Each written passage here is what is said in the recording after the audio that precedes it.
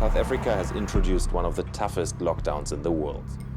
That we will have a lockdown for 21 days to go out and wage war against an invisible enemy. He's reminded soldiers that this is not the time for skopskiet and donor. Instead, they should execute the mission with respect and humility. The president says when the soldiers find people who are not cooperating with the government's regulations, they should nudge them in the right direction, and if they continue to resist, only then hand them over to police to make an arrest.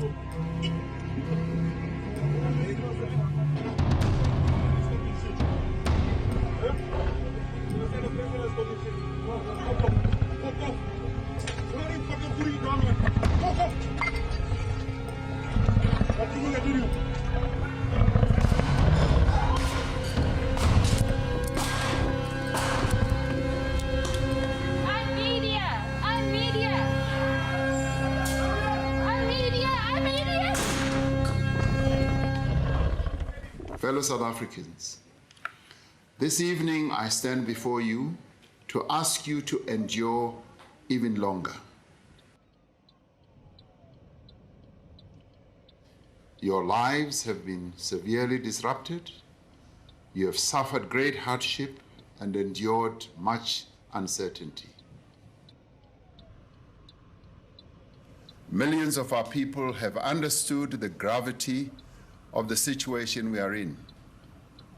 Most South Africans have accepted the restrictions that have been placed on their freedoms and their lives and have taken responsibility for changing their behavior. I am heartened that every sector of society has been mobilized and has accepted the role that it needs to play.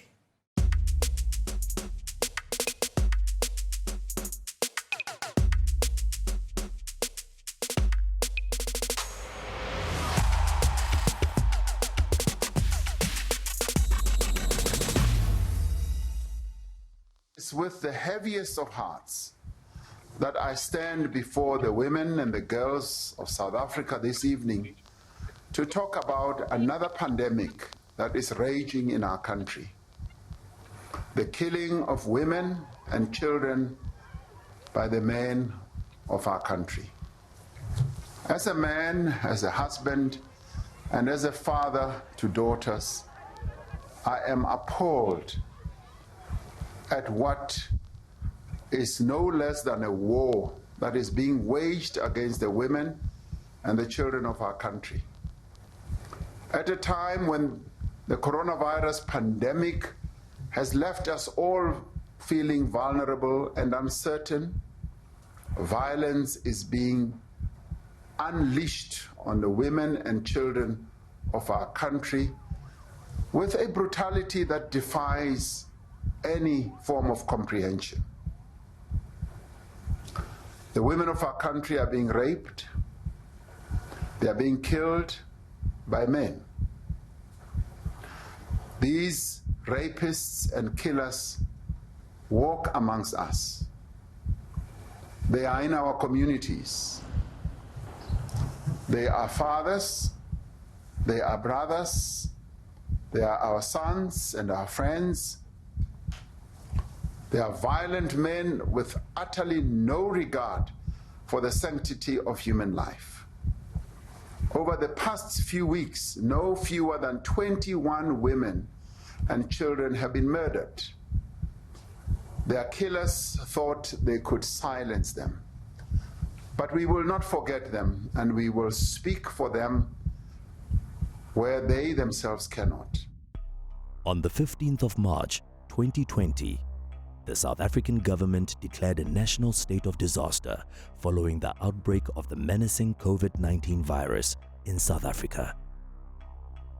This documentary will explore gender-based violence in South Africa and begins to explore what men are doing to respond to gender-based violence. Gender-based violence is profound and a widespread problem in almost every aspect of life. Gender-based violence, which disproportionately affects women and girls, is systematic and deeply entrenched in institutions, culture, and traditions in South Africa. I have a personal experience when it comes to gender-based violence. My cousin, who I grew up with, was murdered by her boyfriend. This was years ago. And I remember how that made me feel inside, because when you started to engage in the conversation, what I then found, what happened with that specific incident, was that people were bystanders, and these are guys that I also know. And, they were narrating this, oh man, we saw him beating her up. We just did not know what to do. And for me, being a father and being a son and being a brother, and I've got a lot of sisters, it scared me, that there has to be some sense of accountability. The best way to teach people and to teach society how to stop gender-based violence is accountability. We need to show our children, that it's okay to be a boy, it's okay to be a man. Just have respect for the women. We need to show our girls that it's not okay for certain boys' behavior to do. Rape is rape, violence is violence, and that's what at all costs we need to do. But where this matters strongly is that both parents need to play a role. Violence is any form of harm, abuse, physical, mental, emotional, financial, or neglect that one person perpetrates onto another person.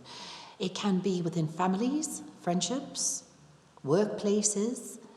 Violence is something that is totally different from abuse, and violence is not acceptable in any form. Working as a social worker, I've seen a lot of violence within homes, within foster homes, within all kinds of communities, and what we don't realize is the impact lasts forever.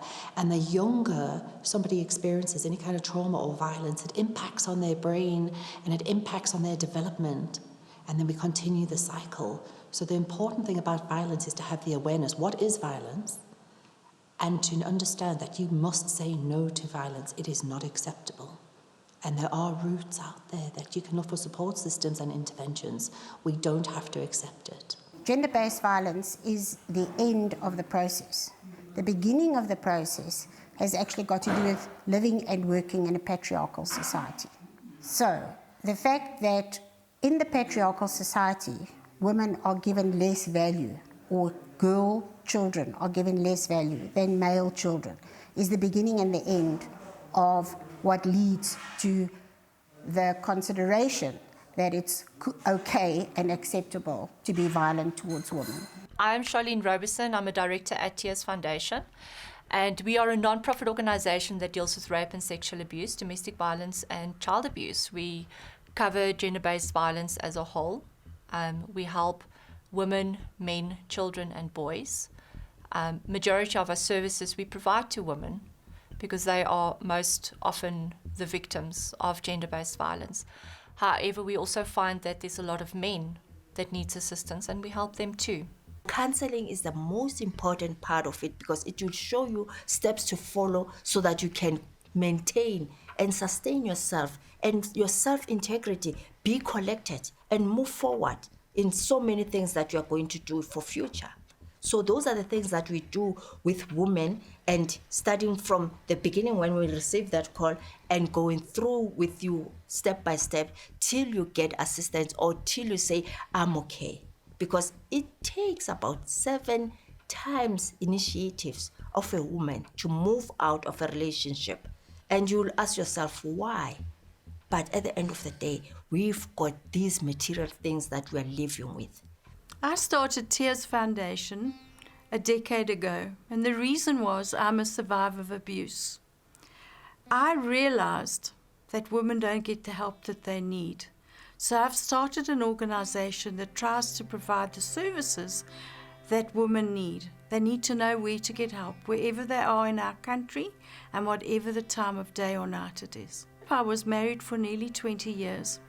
But what I didn't realize is that story about that the pot gets hotter and hotter while you're in it is actually a truism. So I married a Prince Charming who turned into a horrible house husband who was a street angel, and those are all terminologies that we use so easily, but they are the truth. And every single day I get calls from people. So what happened is my husband at the time had been a member of BOSS and then National State Security, And when I didn't do something he wanted me to do, he had a girlfriend, he wanted me to carry on supporting while he moved in with her, he waterboarded me. It nearly cost me my life. I fought for my life physically, and now I fight for other women's lives. After that happened, I got up as quickly as I could. I grabbed everything and I ran out.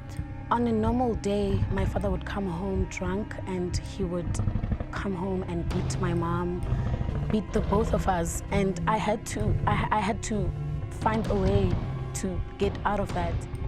He pushed me and he was just on top of me. So I had no choice but to stand there and let them do whatever they did to me.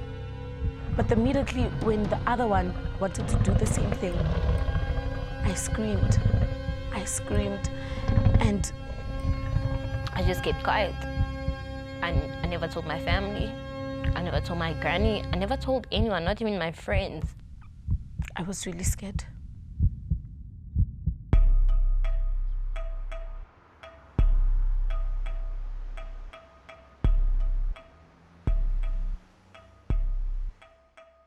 Opinion, I think there's been a spike in gender-based violence during lockdown, simply because if you think about it from a sense of, if you're living with someone who has a history and a nature of violence, and now you kind of don't have anywhere to go to, because where you're supposed to go, especially when we were on level 5, like, you know, how do you get away? Because now your abuser's like, but where are you going to? You can't say you're going to your mother, you can't say you're going to work, you can't say you're going, you know, to get away from the abuser, so you sit in that, you know, so there's this mounting frustration. There isn't a moment of breaking away, I guess, and so what are the excuses or the reasons that you then give to your abuser to get away?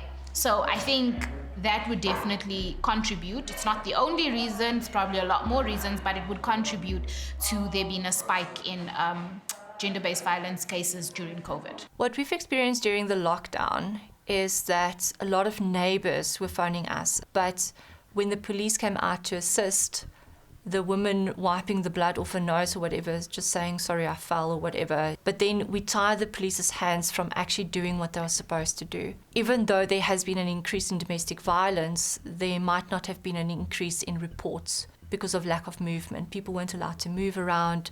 Husbands didn't leave their wives long enough for the wife to actually phone and ask for assistance. The spikes in gender-based violence during lockdown, I mean, for me, it's not a shock. It's been happening. We've been speaking about it. Now, the only challenge is that now there's a curfew for the victimizer, right? To know that I am home with you every single day. So it means that the woman has to watch every single thing that she does, every single thing that she says. And on top of that, then there's also kids that are also involved. Now, in an unequal society like South Africa, it's such a huge challenge because a lot of people are living in absolute poverty. Now, men now can't provide now, even if they were providing whether 300 rands or 600 rands, that frustration internally now became a thing. I could even picture what that meant for some of our women that were being abused when they heard that I am going to be stuck with my victim as for probably the next 5 or 6 months. In the first week of South African lockdown, more than 87,000 cases of gender-based violence complaints were reported. A dedicated gender-based violence population-based study on women in South Africa has shown that more than 1 in 3 women, 37.7%, have experienced physical and/or sexual intimate partner violence. 18.8% reported sexual intimate partner violence, and 46.2% reported economic or emotional abuse. 2 in 5 women will be beaten by their domestic partners. South Africa is reported as the country with the highest rape statistics in the world. In 2018-2019, the SAP has reported 52,420 cases of sexual offences. A survey conducted by the South African Medical Research Council, 1 in 4 South African men have admitted to committing rape. I think the government should have given women sensors, because whenever there's a scream, everyone should be alert. The government should have given women the platform to have social workers coming to the homes every time, every day, to make sure that nothing is happening, and patrols around communities so that they see if there's a problem. The significance of a father's availability in their son's life, which might necessarily drive them also to become violent. It is such an important conversation. Even for me as a father growing up, I didn't have a close relationship with my dad. We had our own differences. And I realized also after growing up, the impact that it nearly had on me. Because I think at a lot of times, that's when I started to also myself be that guy. I got involved with the wrong friends. And thank God I'm still alive today. At least what I'm happy, I did not turn my anger into violence towards women. And I think also that comes from being raised by my mom. She guided and nurtured me and, showed me the right way of how to take care of a woman. Never ever spoke ill of my dad, which was also quite an interesting dynamic. But now I got to see that she was protecting my sense of psychology, that when I grow up, let me make up my own decision. So that by itself, had me reflecting on how I also raise my kids.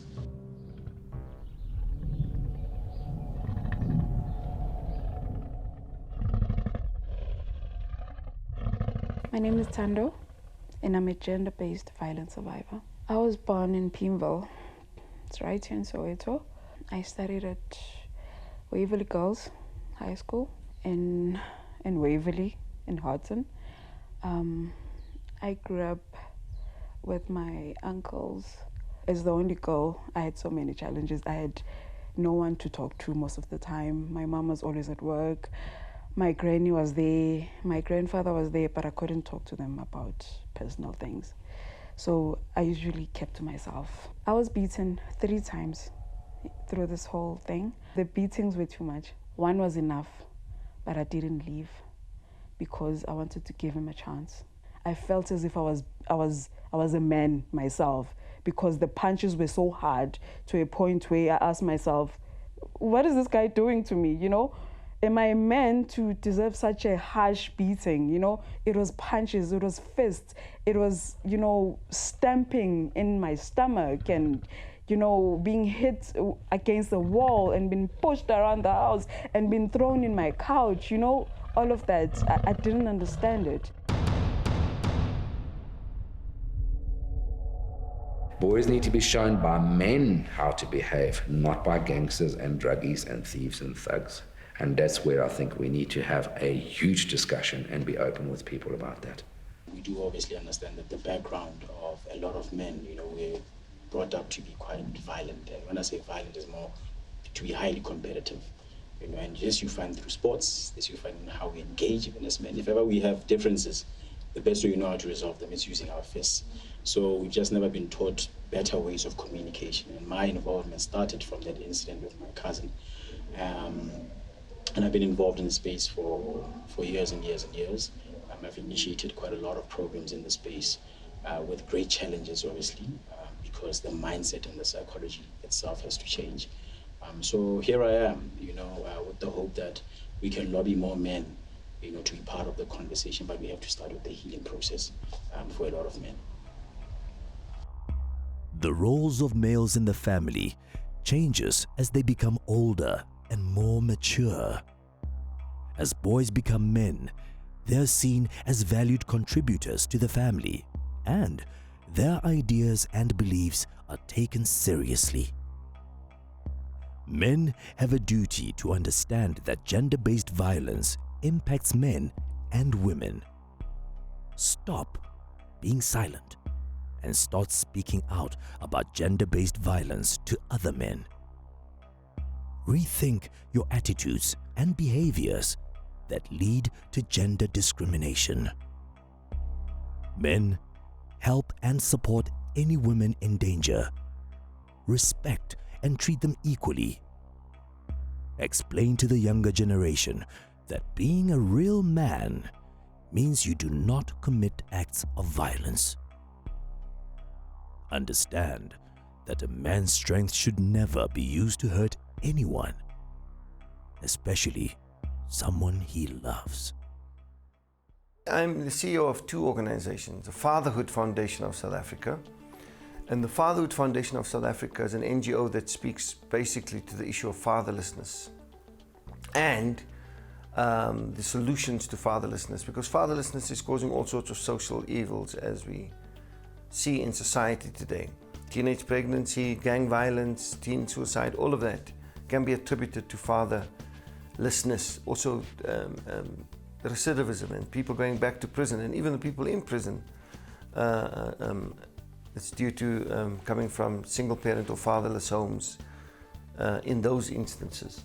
So fatherhood, the work we do here, we also do social behavior change programs. So we've got a number of programs that we run as a subcontractor for government and other agencies, where we teach young children certain principles and values, and we take them through programs that challenges their social construct of what is normal.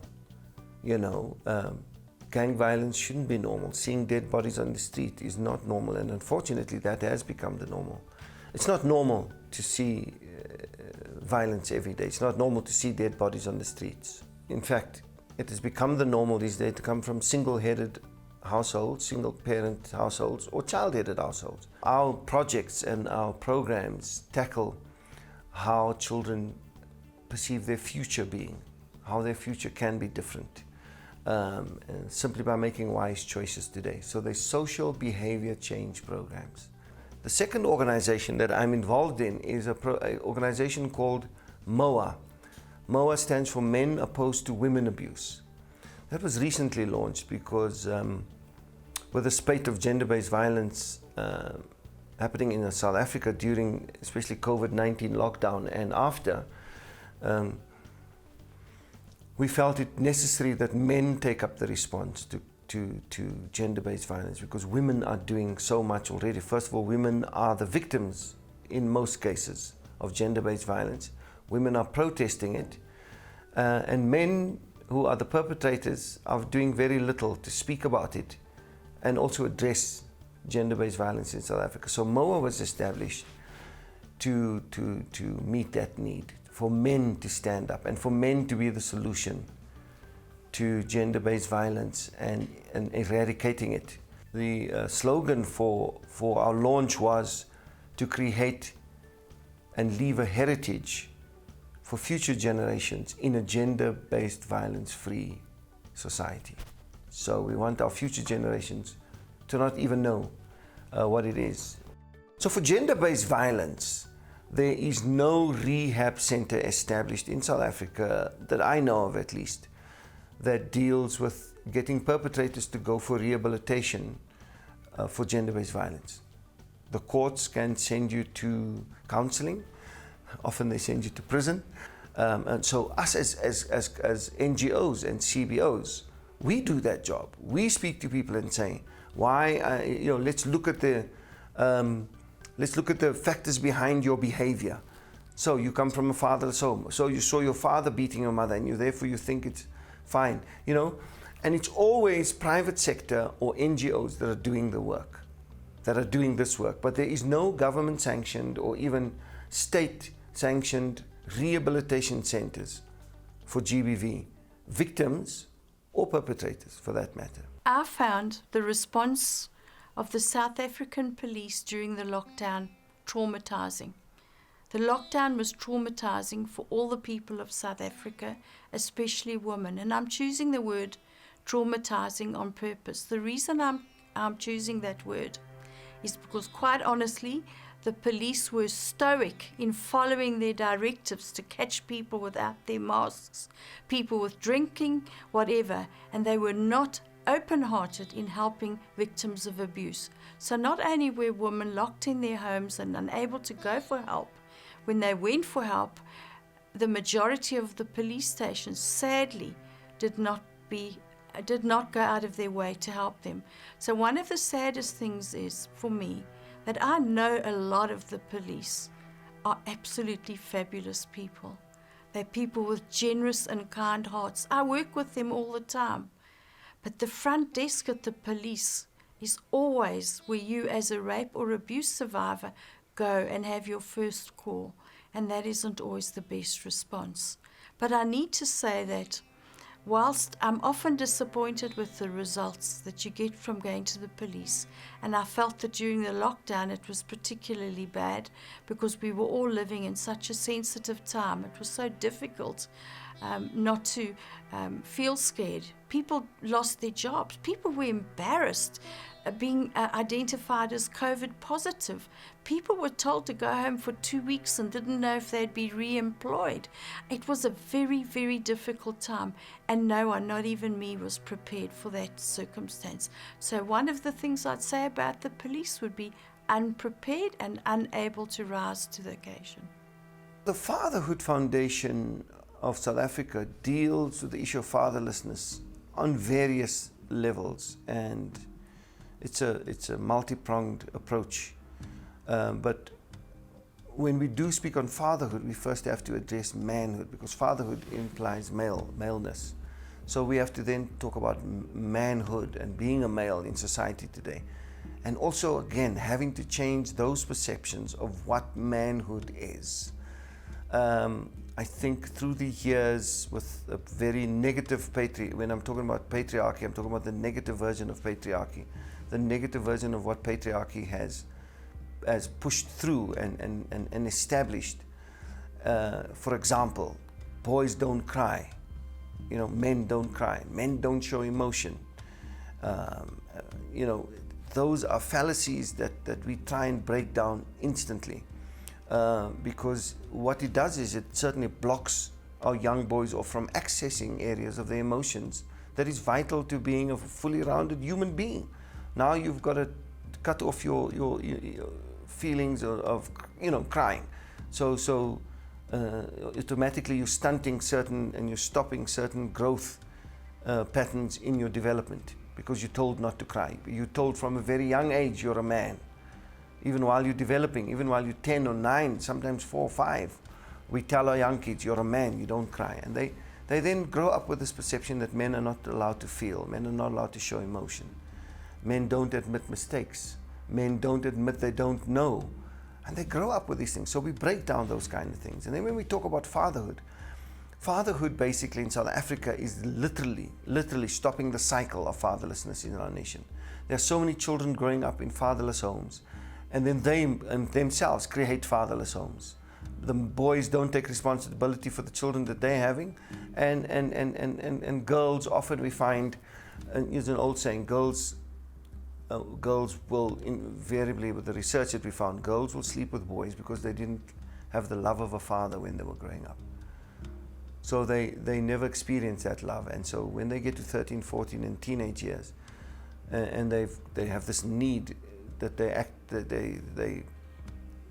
it out in the wrong way by giving themselves to the boy to get the affection, to hear the words "I love you" and that you're beautiful from boys, and it's just a vicious cycle. So literally, it's stopping the cycle of fatherlessness. Boys will join gangs because they don't belong to a gang called family, led by a leader called father.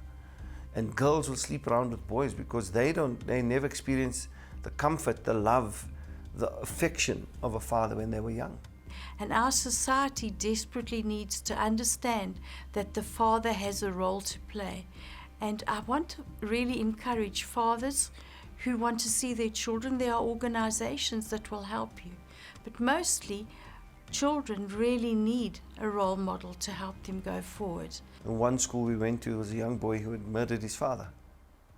And he came up to us and he says, listen, this is what I did. And I'm not too sure how to handle that. Because his father was abusive towards his mother.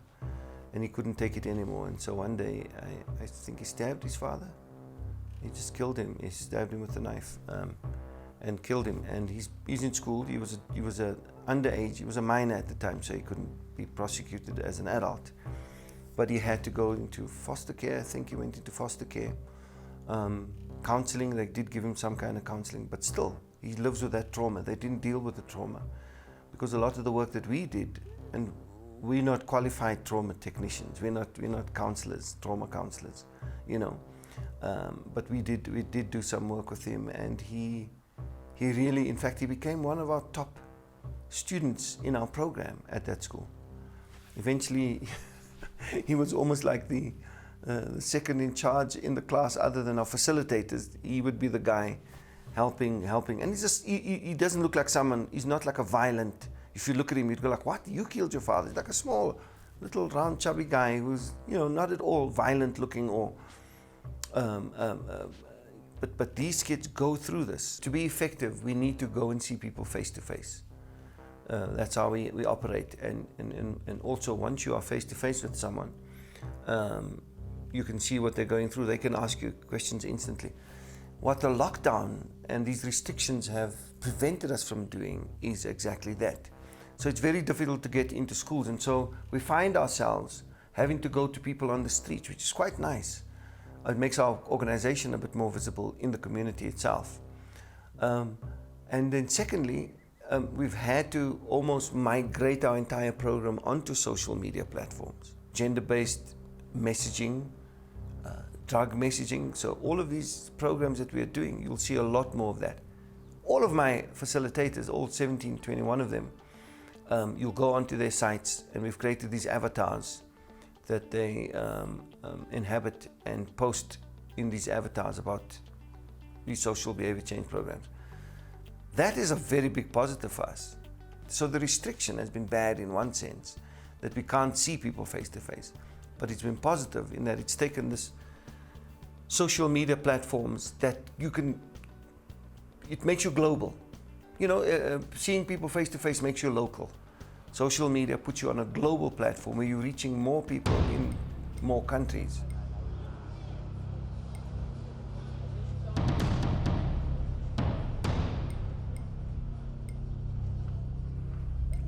I think the government should have given women sensors, because whenever there's a scream, everyone should be alert.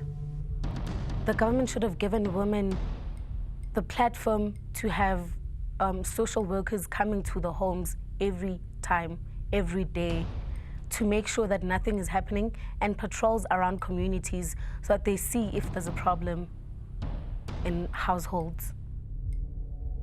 The police would just come to my house, and they would act as if nothing happened. I feel like they protected my father even more, because they didn't watch the situation, and they just didn't care. It was just like, so what's different with you guys? It's just ignorance from people that we think are protecting us. I was really scared. At night, I wouldn't sleep well. The one time when two guys jumped into my house, I don't know if they were gonna break in or what. I was just so scared, like, what if this time I don't come out alive? So constantly, as I'm walking in the space, I'm living in fear. I can smile with a person, but I'm not completely comfortable. So even this situation is not even a matter of like just females going through these traumatic experiences. It's both sides. Either way, you'd find that those people, those men that do certain things, when they were kids, those things were done to them. So it's kind of like a payback, like I want to feel what that person felt, like a revenge, I don't know. Our country's just not safe anymore. To people that are my age, I would say always know your worth. And if it's a family situation, because there are different types of, abuse, I feel like if you're being abused by someone that you live with and someone that you trust with your whole life, I feel like you should look at the brighter picture of things, turn all the negativity into positivity. And with women that are being abused by their husbands, the first mistake should be the first lesson. It should be the last time that you see that person. The first mistake should be when you leave. Being a survivor of gender-based violence, my message of hope would be that There will be a day where women can walk freely at night, alone, and not feel having to have the fear of being killed or raped or beaten up for not saying hello. There is going to be a day, as long as we keep speaking up, we come forward, there will be help that's coming our way. And if there's no help that's coming our way, we will help ourselves. There is hope. If you don't want to change, if my father was a better person at that time, he would have changed. Even if you go to a therapist, but if you have not accepted yourself and you don't admit to your mistakes, then nothing will change.